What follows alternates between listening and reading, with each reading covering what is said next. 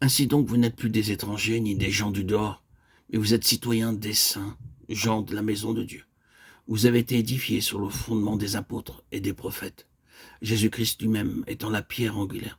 En lui, tout l'édifice bien coordonné s'élève pour être un temple saint dans le Seigneur. En lui, vous êtes aussi édifiés pour être une habitation de Dieu en esprit. Éphésiens 2, 19 à 22. Dieu désire que nous soyons des collaborateurs intelligents. En effet, si nous avons à travailler à un certain ouvrage, il est très nécessaire que nous sachions ce dont il s'agit, quelle est notre part, à savoir comment la réaliser. Dieu est le grand architecte qui a tout conçu et ce dont nous avons besoin, c'est de savoir ce qu'il veut faire, comment et avec qui.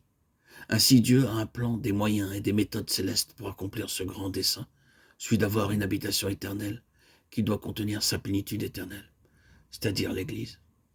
Quand Dieu révéla son intention d'habiter au milieu de son peuple, il déclara à Moïse, il était évident qu'il n'en ferait son habitation qu'à moins que tout soit conforme au modèle.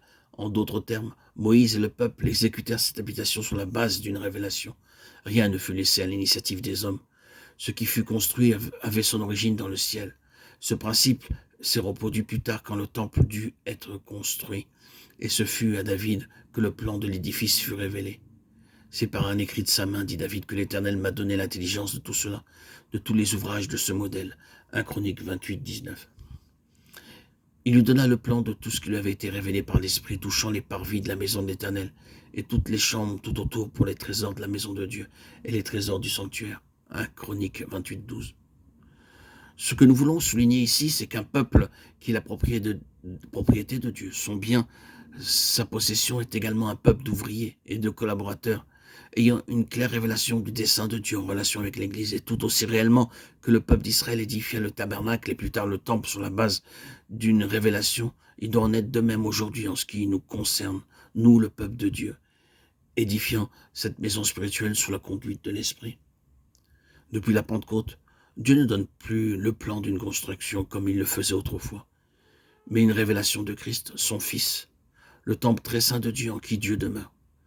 Ce que Dieu doit trouver dans son peuple racheté, l'Église du Dieu vivant, c'est Christ.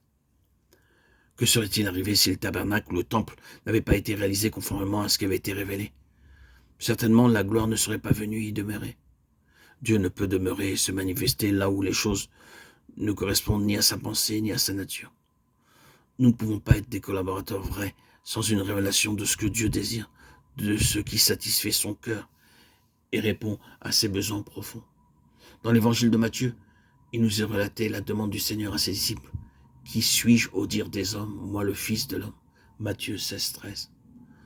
Nous savons les diverses réponses qui lui furent données, en particulier celle de Pierre. Simon Pierre répondit, « Tu es le Christ, le Fils du Dieu vivant » Matthieu 16, 16.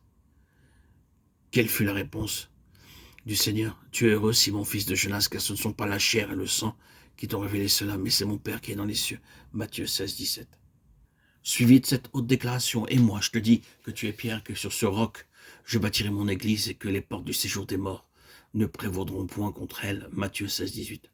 Ainsi, il est parfaitement clair que c'est lui, le Seigneur, qui bâtit son église, lui le roc, le fondement. Il nous faut, vous et moi, voir le roc, le fondement, avant de pouvoir édifier cette maison spirituelle. L'église est le fait d'une révélation. L'église doit être l'instrument du témoignage afin de manifester sa sagesse. Éphésiens 3, 10.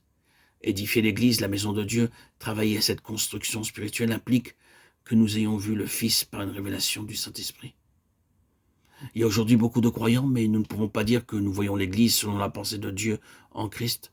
La cause profonde est que Christ n'est pas la tête, parce qu'il n'est pas cela. On édifie quelque chose qui n'est pas conforme au modèle. Christ, c'est pourquoi nous ne voyons pas la gloire.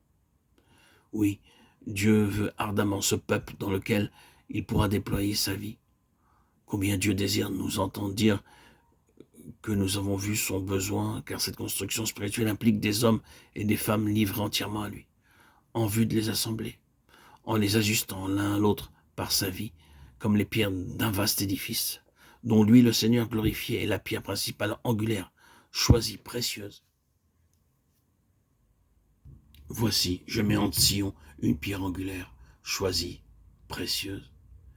1 Pierre 2, 6.